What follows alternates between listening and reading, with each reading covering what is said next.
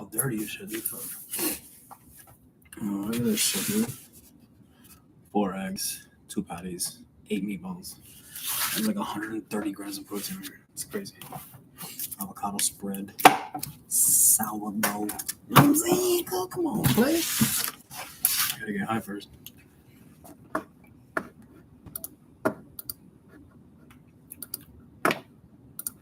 See what I can buy.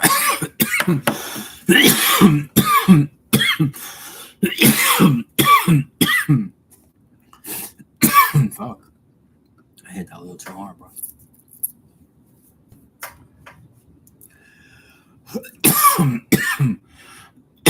How to measure BPC 157 and 2. Let's try that. Because I never really looked at the measurements for TB 500 and BPC 157.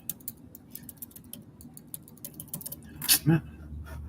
This stack I've used to heal a torn hamstring on myself in under 7 days. How to measure your BBC 157 and TB 500. We're going to make this video short, sweet, and to the point. We're going to talk about what equipment you need, how to measure it, even a way where you don't have to inject yourself more than one time. So the reason why this is called the Wolverine stack is because how quickly it helps you recover, whether that's a partially ruptured tendon, a torn muscle, whatever it may be. Professional athletes as well have been using this for around a decade behind the scenes before it was popularized. So let's jump into this. TB 500 is a synthetic peptide that is extremely effective for healing damaged muscle tissue, whereas BPC 157 is more effective for healing soft tissue like tendons and ligaments. But before you measure it, you need to know what you're measuring. So first and foremost, you're going to need your peptides, BPC 157 and TB 500. You need 1 insulin syringe. I highly recommend the insulin syringe is a 1 milliliter syringe or a 100-unit syringe. So at the bottom, you'll see that it's 100. And the reason for this is how we're going to measure. And then you need bacteriostatic water. This is essentially sterile water that has benzyl alcohol to keep the solution sterile so you don't get an infection when you inject yourself. So typically speaking, BPC 157 and TB 500 is going to come in milligram bottles. For instance, these 2 right here are 5 milligram bottles. I will preface that there are some medical compounding pharmacies that have 15 milligram bottles because I have personally been scripted some.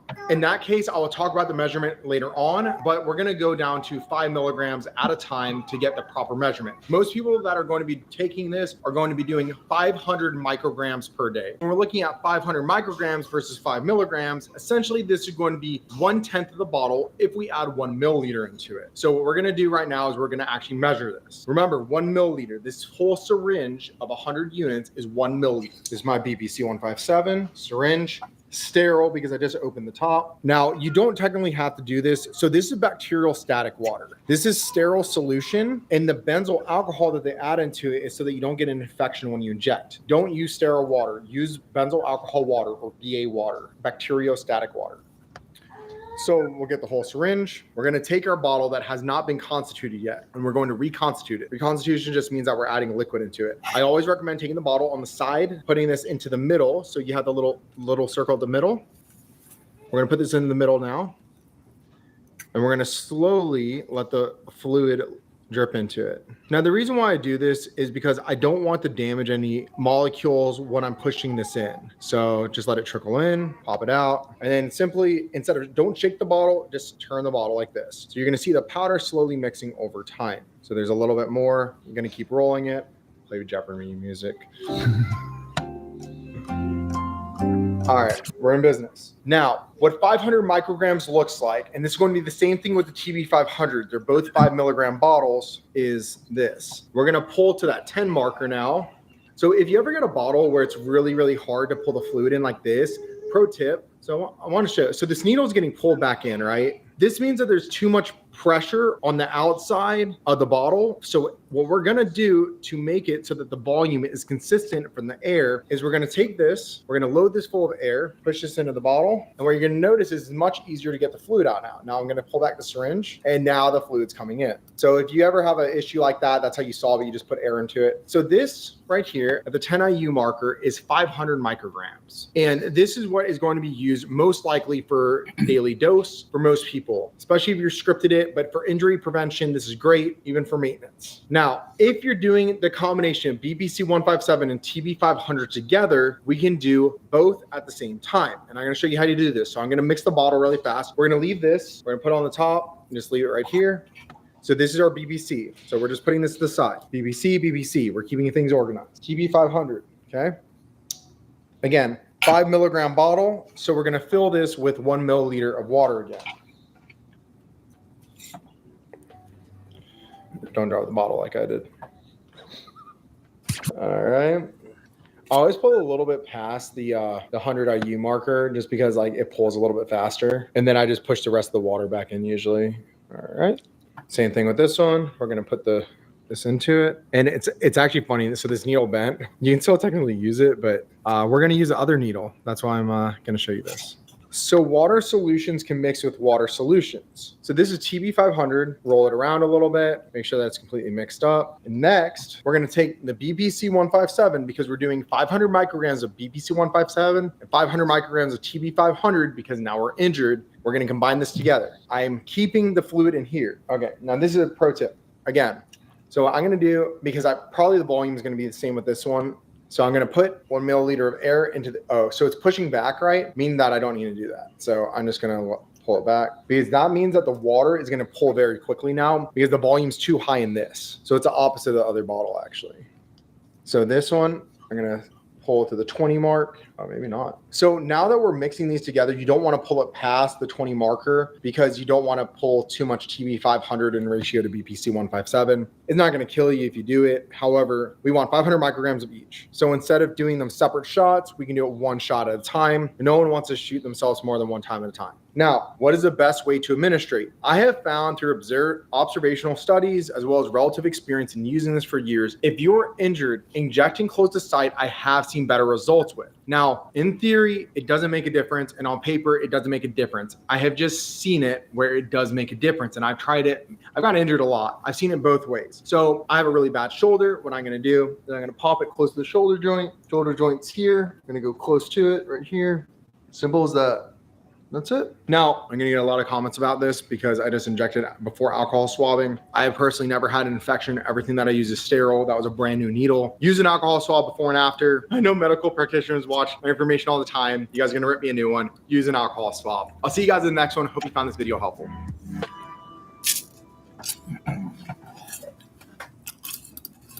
Could have just edited that part out. Started over. What am I going to watch? Go back to the main spot.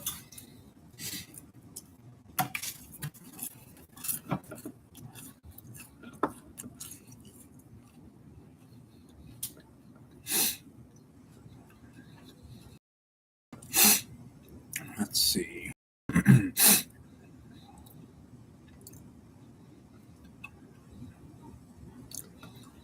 I never really had much information. Enclomiphene versus HCG. Both boost endogenous testosterone, both stimulate the HPTA axis, our body's primary testosterone generating machinery. So which is better? This is a common question I receive. If you've been following the Natty Plus protocol, you know that I personally am a bigger fan of enclomiphene. But Valley XO says HCG is king, and that you shouldn't listen to me. So am I biased? I mean, did I simply have a superior subjective experience with enclomiphene and now espouse enclomiphene to be inherently superior? Well, although I did experiment with both, and yes, I did respond better to enclomiphene, there's actually one objective pharmacological reason why there's no doubt in my mind that enclomiphene has more long-term testosterone boosting utility, which I will elucidate soon. But first, what are these things anyway? Okay, so enclomiphene, it's a SERM, selective estrogen receptor modulator. It competes with the estrogen receptors in the brain. Your brain thinks estrogen is low and compensates by releasing more hormone precursors, which increases testosterone downstream. HCG stands for human chorionic gonadotropin. It's a hormone primarily produced during pregnancy by the placenta. But of course, you can take exogenous HCG and it mimics LH, luteinizing hormone, which is one of those hormone precursors that enclomiphene stimulates. Accordingly, HCG also increases testosterone downstream. Personally, I experimented with HCG for 10 days, 1,000 IU every third day. it did boost my testosterone fairly rapidly. My testosterone increased from 640 nanograms per deciliter to 870. Now, I was able to achieve higher testosterone with just a low dose of enclomiphene. Just 6.25 milligrams daily allowed me to achieve 1,120 nanograms per deciliter testosterone. But you could speculate that I could achieve those levels with a higher dosage or longer duration of HCG. Personally, that's not an experiment that I wish to pursue. I felt terrible on HCG. I was lethargic, I had brain fog. It wasn't a pleasant experience. Why? I don't know for sure. Was it the disproportionate estrogen modulation relative to testosterone? Possibly. But everyone's different. I guarantee you there's individuals out there who feel great on HCG. And there are also people who are extra sensitive to the mood side effects on enclomiphene. So from a subjective experiential standpoint, whether someone feels better on enclomiphene or HCG, it comes down to individual variability. It's an experiment you'd have to run on yourself. But even if you feel great on HCG, it can come with a cost. But before I totally destroy HCG users' dreams, I will recognize that it has a place. For example, it's absolutely magical when it comes to fertility. In fact, it significantly increases your chance of having a whole litter of humans. So if you're looking to land a reality TV show, or you're just so confident in your current epigenetic configuration that you want to produce quadruplets, then there's no better compound than HCG. But if you're looking to enhance your endogenous testosterone production long-term, then HCG, it just isn't the play. Why? Because in the long run, it's going to suppress LH. Remember, HCG essentially acts as exogenous LH. It stimulates the LH receptor. It is considered an LH mimetic. So just as injecting exogenous testosterone sends a signal to downregulate endogenous testosterone production, injecting exogenous HCG sends a signal to downregulate endogenous LH production. So HCG is still suppressive of the HPTA axis. It just suppresses a smaller, more specific part of it rather than the entire system like exogenous testosterone would. So if you utilize HCG long-term and then come off, there's a good chance your testosterone will drop below baseline because you suppressed a fundamental testosterone precursor, LH, luteinizing hormone. Now, enclomiphene starts looking pretty magical by comparison because it doesn't work that way. It doesn't suppress anything. I'll pop up a picture of the HPTA axis. So anytime you artificially enhance any of these nodes with an exogenous compound, some of the system will downregulate in an attempt to reach equilibrium. Enclomiphene doesn't act directly in this system like HCG. It acts on the periphery. It sends a signal right here, and it's a low hormone signal. This signal upregulates this entire hormonal system, which means more gonadotropin-releasing hormone, more LH, more FSH, and finally, more testosterone. If you discontinue enclomiphene, this signal is removed and you simply return to baseline or remain slightly above baseline. Nothing essential seems to be downregulated. There doesn't appear to be sort of tolerance buildup, and the clomiphene studies support this. So clomiphene is enclomiphene and zuclomiphene. Unfortunately, there aren't any long-term isolated enclomiphene studies yet. So hormone levels remain fairly constant even years after taking clomiphene, and this is why people are implementing enclomiphene long-term as a substitute for TRT. So this is personally why I prefer enclomiphene. Please let me know your experiences with either HCG or enclomiphene in the comments below, and I'll see you in the next video. Peace. We get it. It's your business. So you want to control every sale yourself. But that's exactly the reason why. Do you know what CJC 12 is? Do you know the benefits and side effects? If not, you've come to the right place. In light of this, I'll answer some questions that you might have. To help address those considerations, I've put together a short guide for you on the benefits and the potential side effects of CJC 1295. In this video, we'll talk about the technical aspects of CJC 1295, how it works, the mechanism, and of course, the potential side effects. I'll also cover how often you should be taking CJC 1295, what happens if it's combined with ipamorelin, which I've taken separately and combined on my own as well. Ready for it? Let's dive in.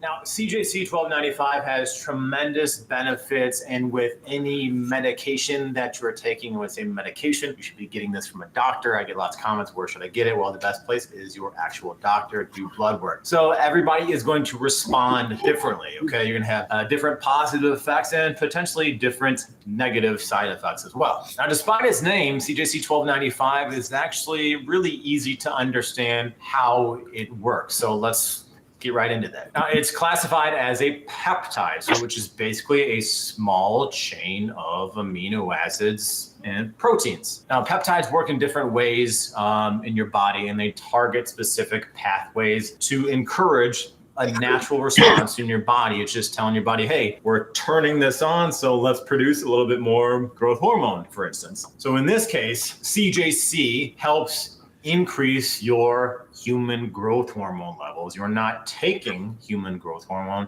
it's actually increasing that. And this word I can never say correctly, secretagogue, I don't know, whatever, you can put it on this.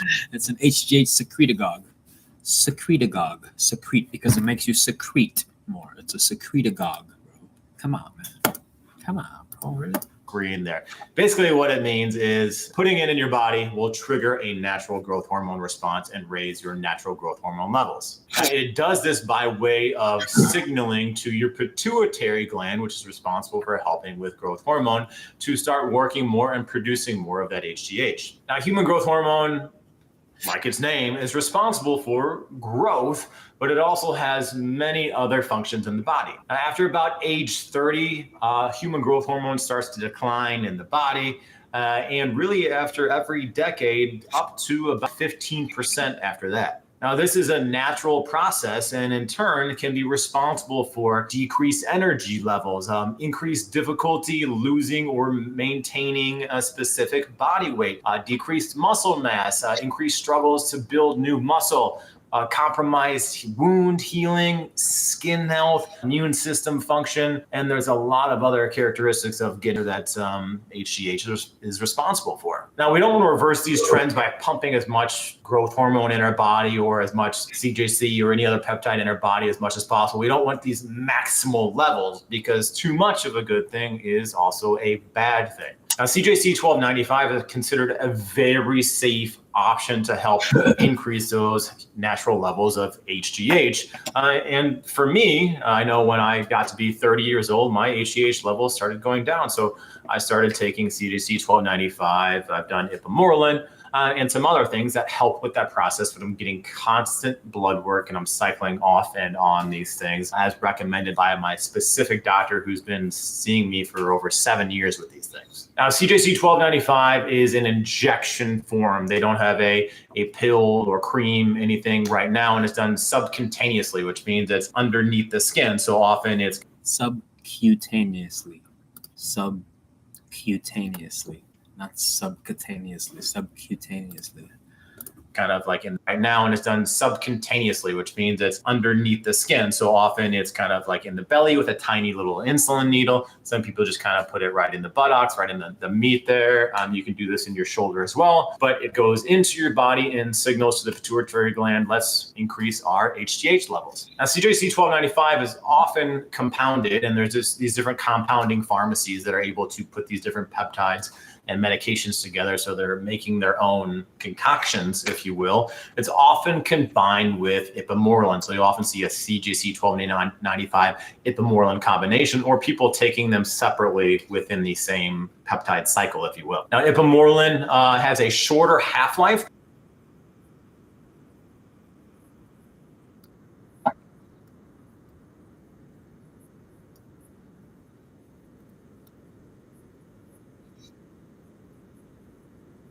Can be a good thing to help with those growth hormone levels. Now, ipamorelin also has the anti-aging benefits, and it does trigger the pituitary to release growth hormone as well. As far as the half-life of CJC 1295, it stays active in your system anywhere from 6 to 10 days. Now, what are the benefits of CJC 1295? Now, people Love these benefits because they really help with anti-aging, as I mentioned above, but there's some specific things that it can help with. Now, you're replacing or offsetting any natural HGH deficiency, or you're augmenting circulating growth hormone levels in the body, boosting energy and metabolism. You're gonna have more energy, you're gonna be able to burn more fat. It's gonna help you feel much more energized, not only physically, but mentally as well. It's gonna take you longer to get fatigued throughout the day and even in your workouts. It also smooths out kind of these.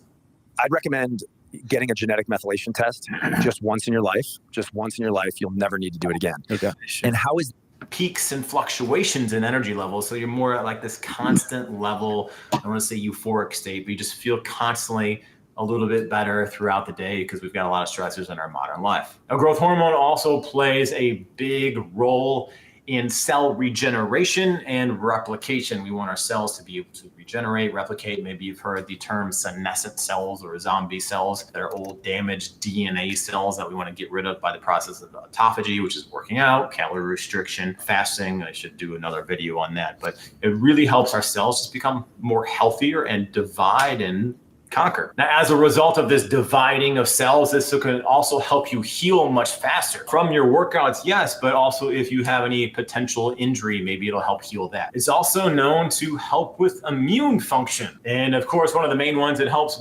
build muscle, lean muscle tissue, harder and harder to do as we get older. So taking CJC 1295 or another peptide that helps with this is one of the main benefits that people are looking for. Losing weight, increased metabolism, I touched on that. That's huge. So you're able to add muscle tissue while losing body fat, often in a calorie deprived state where we are hypocaloric, not hypercaloric. We're able to add that muscle tissue and burn fat at the same time. Also, with this increased muscle tissue, you get stronger during it. So we're able to do more volume, more volume load, whether you're doing like powerlifting or you're doing typical bodybuilding splits where it's mid or higher range reps. What are the side effects of CJC 1295? Now, this is really being embraced by the anti-aging community because there's really not a lot of reported side effects. I know myself, I really haven't noticed any side effects. Every now and then, after an injection, I'll kind of feel a little flushed and a little red, but really not too much as far as my own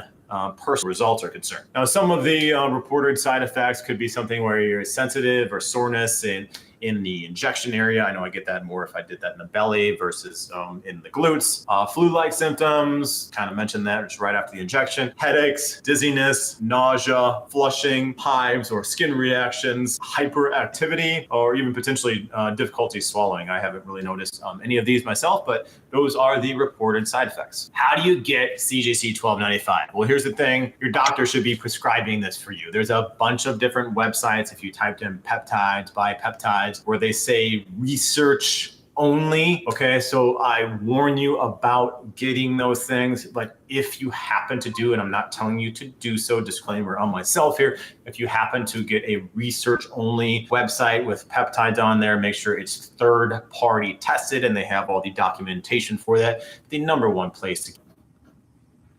What the hell? What the hell? What the fuck happened, dude? Cause tripping. Fuck out of here.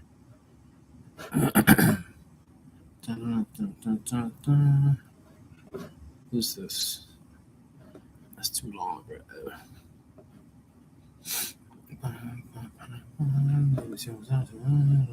Peptides.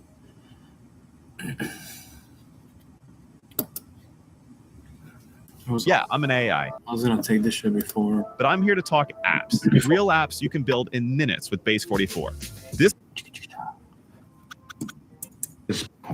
What is up, guys, and welcome back to the series. Today, we will be going over the peptide Frag 176-191. What it does, how to research it properly, side effects, benefits, all that stuff. If you're interested in doing your own research right at home when it comes to peptides or liquid SARMs, be sure to click the second link down in the description box below. That will take you over to my guys at beyond-research.com, where you can purchase peptides or liquid SARMs. And you can even grab the sterile water that you need to reconstitute these peptides. And Frag 176 is included in that. Be sure to use my code ANK10 for 10% off. And if you buy 2 or more SARMs, you automatically get $5 off. And you can stack those deals. Now, if you're wanting these SARM capsules, you do still have to call Beyond Max. I'll put their info right up there on the screen. Just give them a call and you can order the liquid SARMs or the capsulated SARMs, but you can't order the peptides over the phone. But if you want the capsules, then give them a call and they'll get it right out to you same day if you order before 3 p.m. Eastern time. Everything you need to know is down in the description box below. Great people, high quality, fast shipping, and the best customer service game. Now, if you want the absolute best tank tops in the game, you're going to all the same shit. But I give me some, so I'm going to HGH, human growth hormone. And that is obviously where they got the name. Now, the 176-191 in the name comes from the amino acids in human growth hormone. Number one benefit of this stuff is going to be fat loss. That is, if you're taking this, you're taking it for fat loss. And the simple explanation is that it speeds up fat loss. It makes you more efficient at burning fat. If any of you guys have ever taken, HGH, just like a really low dose, you will know that it absolutely helps with fat loss. I've always said that HGH helps with spot reduction fat. I don't think it's the same when it comes to this stuff. But I always loved HGH for that fact. If you can get rid of some of the water, the fat loss was great on HGH if you took it long enough. Now, in scientific terms, it regulates your metabolism so your body can burn off fat. And it does this by stimulating the breakdown of fats by hydrolysis to release fatty acid. Now, hydrolysis is the chemical breakdown of a compound due to hydrolysis. It's pronounced hydrolysis. These guys are so smart when it comes to textbook shit, but they can't. Nobody can fucking pronounce things properly. It's crazy, bro. It's their first language. What the fuck? A reaction with water. This one particular fragment of HGH is the one responsible for the fat burning. The effect you get, one of the effects you get from HGH, that's what this little frag is that we are talking about today. It is responsible for fat loss. That's what it does. That's what it's there for. So they essentially took that out, and you have Frag 176. Let's see what this is. Question: what are we teaching our kids when it comes to fighting? Some people may not like my answer to this, and that's okay. We all come from different backgrounds. We all have different views on how to raise a kid, and I'm not going to knock yours. Don't knock mine. I tell my kids, try to avoid fighting at all costs. Never be the one to start it. Some people won't listen to words, but a lot of times work. When words don't work, be quick to defend yourself. Be quicker to defend those that can't defend themselves. And once you start, do not stop until the teacher pulls you off. Question: what are we teaching our kids when it comes to fighting? Can't argue with that.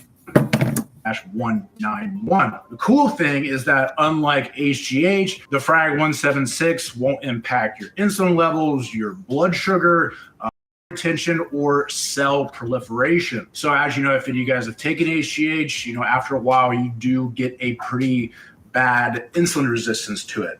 That's why a lot of guys do a 5 and 2 on it. It does come with some annoying side effects like the water retention, which I noticed highly. And then, like I said, going to a 5 and 2 to try to avoid that insulin sensitivity. You don't have to do, or you don't get any of that with the Frag 176. And there are actually clinical trials showing that the Frag 176 can be upwards of 12 times stronger than synthetic HGH when it comes to fat burning. That is huge. And now a word from our sponsor. If your hormones are out of whack or declining, you are going to struggle to put on lean muscle, lose fat, and operate from day to day. If you're looking for an easy and cost-effective way to check your testosterone, your estradiol, your free androgen index, your prolactin, and your SHBG, then my good friends over at Let's Get Checked can help. And the best part is you can do it from the comfort of your own home. All you have to do is click the very first link in the description box below, Choose your test, and it will come the very next day in discreet packaging. Collect your sample and return it using the shipping label provided, and your results will be available within 2 to 5 days. A nurse will then contact you once the physician has reviewed them, and they will set up a phone consultation to answer all of your questions. It's never been this simple to get your hormones checked. Get tested at home. Use code ANCRUM for 30% off. First link in the description. Thank you to Let's Get Checked for sponsoring this video. In full transparency, guys, if you use my code, I get paid. Now, cycles, injecting, and dosing. Now, one thing to note when reconstituting this stuff, typically when you reconstitute, melanotan or BPC or TB500, essentially any other peptide, it will reconstitute to a clear liquid. That is not the case with this stuff. It is typically going to be cloudy. So if you reconstitute it and it's cloudy, don't worry about it. There's nothing wrong with it. That's just how it is. I've said this every single video. It's always linked down in the description box below. Go watch my how to reconstitute peptides video. It walks you through step by step. It's so easy, guys. I know it's kind of confusing in your head, but if you watch that video, it's Click, clack, patty, wick, whack. I'm trying to see what other peptides these motherfuckers have. You know what I'm saying? BPCO2. How much is the blend, bro? Ooh la la. 15 milligrams is 200. 10 and 5. So 330 milligrams to 150 micrograms. I might try this out because, bro, my shoulders are killing me, my back's killing me. I really fucking need to figure something out with these injuries, bro, because I can have so much more progress, and the progress I'm at right now is just because of the stupid fucking injuries. PT 141, IGF. I really want to try this shit, dude. IGF 1. Let's look it up here. Let's do this.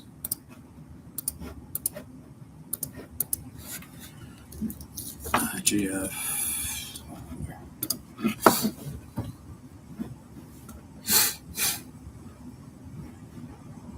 This is a short, but I want to.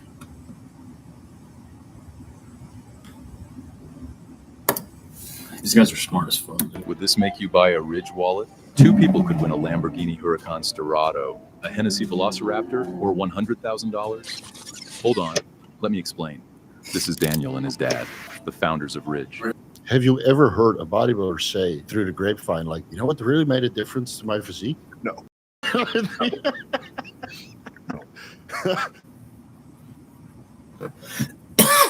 And it brings us to the next best thing. Those are the IGF-1 LR3 and DES. I've used plenty of IGF-1 LR3, got some decent results out of it. Seems to go well and less well from brand to brand, batch to batch. I don't know if that's a shipping thing. I don't know if that's a production thing. I don't know if that's a sourcing thing. But I still got more, all things considering, of the 12 different brands of IGF-1 LR3 that I've tried. I always got some sort of results compared to IGF-1 DES, which every time I tried that, I got nothing. But I do know people that swear by it. What has your experience been? Yep, that's same thing, right? But even LR3 is not, I don't know, it's hit or miss. Yeah. Most guys don't really, they get a bottle and then they don't ever buy another bottle of it. Yeah. It's because, at least in the US, it's doctors can loosely prescribe it, kind of. And that might have changed with the recent peptide laws. But again, it was doctors could prescribe it for wellness where they could not prescribe Increlux. Right. So it was one of those ways to work around the IGF thing. Have you ever heard a bodybuilder say through the grapevine, like, you know what really made a difference to my physique? No. IGF. No. Or MK677 for that matter. I never heard it. No. But I've heard plenty of bodybuilders say, dude, when I ramped up the growth hormone from 6 IUs to 12 IUs, holy fucking dog shit. I will say mutated. that firsthand. Yeah, that to me was the most dramatic thing ever, was just ramping up the growth hormone and using good growth hormone. Exactly. So, Dean, do you have some experience with IGF-1 LR3 or DES? Not or personally. clients that use it? Okay. Clients have used LR3, and like Kurt said, really depends on the source. Now, the source that I'd be associated or affiliated with, I've seen it produce some good results. So I guess, it's one of those ones, like why it was created was because of that long release. So you only have to take a small dose and you got that extended IGF-1. And obviously then that's reliant on, well, how high is IGF-1 binding protein going to go for, because this thing is hanging around your system for quite a period of time. So it's not something like Increlex, IGF-1, DES, or LR3. I've not used them myself, so I can't say, this is how I've experienced. But I've seen, 50 micrograms of LR3 bilaterally used in guys I've coached who have seen, marginal results in terms of like localized growth of biceps or quads where it's been placed. Too long to say shit, bro. Over here, like, cause man, it's click. I'm already at 34 minutes. I'm gonna cancel this shit up, bro. Deuce, that was a waste.